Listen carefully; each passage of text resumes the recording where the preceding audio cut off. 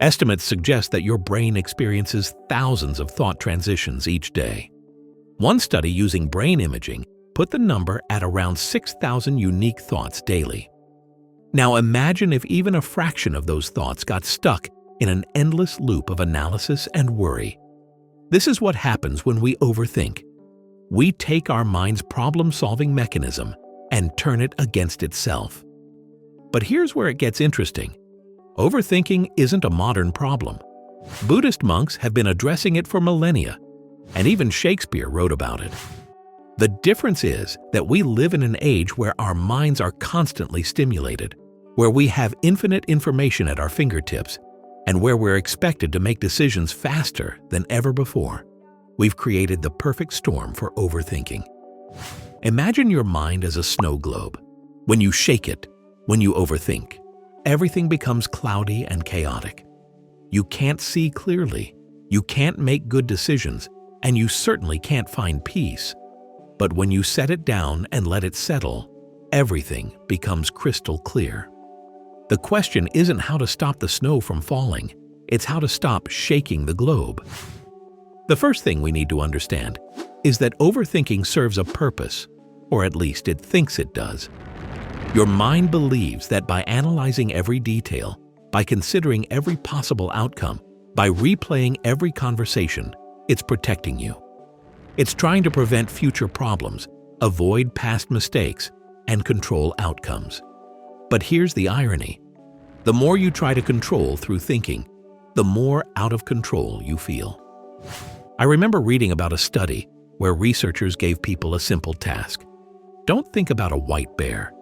And what happened? Everyone immediately thought about a white bear. This is the ironic process theory by Daniel Wegner. The harder you try to suppress a thought, the more likely you are to think about it. The same principle applies to overthinking. The more you fight against your thoughts, the stronger they become. All this time, I'd been approaching overthinking completely wrong. I was trying to stop my thoughts, control them, organize them, and quiet them. But what if the solution wasn't to stop thinking? What if it was to change my relationship with thinking itself? You see, there are 3 types of thinking, and understanding the difference between them is crucial. First, there's productive thinking. This is problem-solving, creative work, planning, and learning.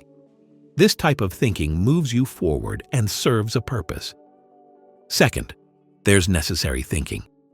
This includes processing emotions, making decisions, and reflecting on experiences. This type of thinking is essential for growth and understanding.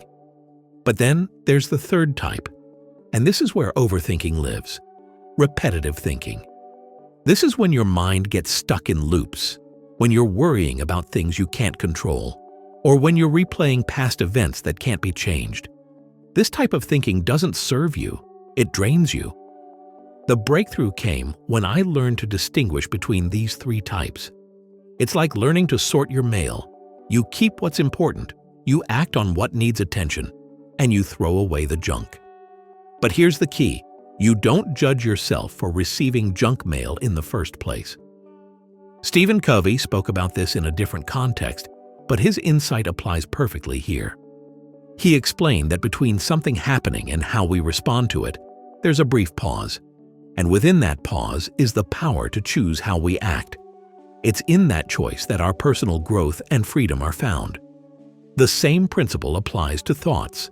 Between the moment a thought arises and your reaction to it, there's a pause. And in that pause lies your freedom from overthinking.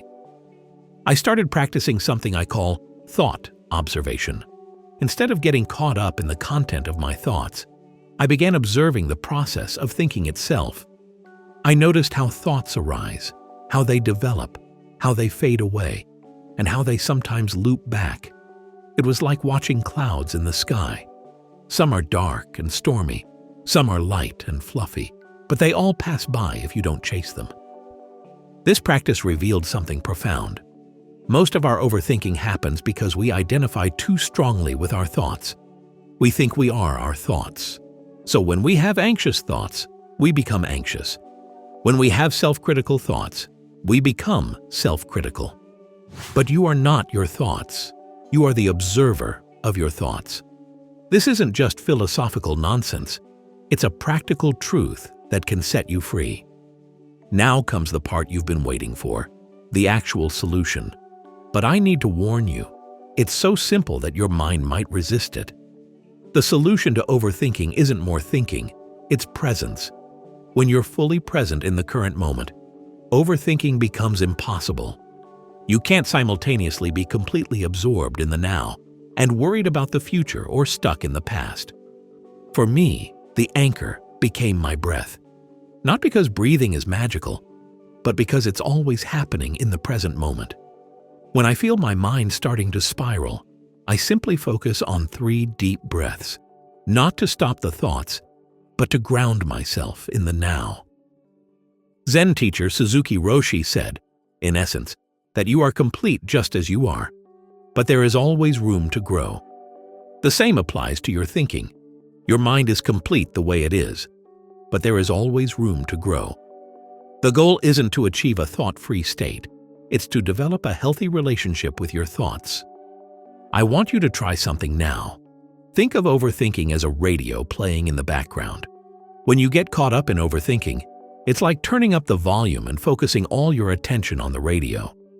But what if you could acknowledge that the radio is playing, without making it the center of your attention? What if you could let it play while you focus on something else?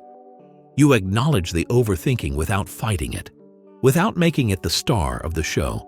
You simply let it be there while you redirect your attention to something more productive. The practical application of this is what's called the 3-2-1 technique. When you catch yourself overthinking, you pause and notice 3 things you can see, 2 things you can hear, and 1 thing you can feel or touch. This technique is commonly used in therapy as a grounding exercise to calm the nervous system and bring awareness back to the now. But here's the deeper truth. Overthinking is often a symptom of something else. It's usually our mind's way of trying to cope with uncertainty, fear, or lack of control. When you address the underlying need for security and control, the overthinking naturally diminishes. I learned this from reading about the Stoic philosopher Epictetus. Though he was born a slave, he became one of the most influential thinkers in history. He taught that we can only control our thoughts, actions, and responses. Everything else is outside our control. When you truly accept this, a massive weight lifts from your shoulders. Stop trying to control outcomes through thinking and start focusing on what you can actually influence. The final piece of this puzzle is purposeful thinking. Instead of letting your mind wander aimlessly through worries and analysis, you give it specific jobs to do. You schedule time for reflection, for planning, for problem solving. It's like the difference between a river that flows purposefully toward the ocean and a flood that spreads everywhere and destroys everything in its path. As we reach the end of our journey together, I want to leave you with this. Overthinking isn't your enemy. It's a misguided friend trying to protect you. The goal is to become the wise conductor of your mind. Some thoughts deserve the spotlight, others deserve to play in the background, and some need to be gently shown the exit. The ancient Greek philosopher Heraclitus said, "No man ever steps in the same river twice, for it's not the same river and he's not the same man."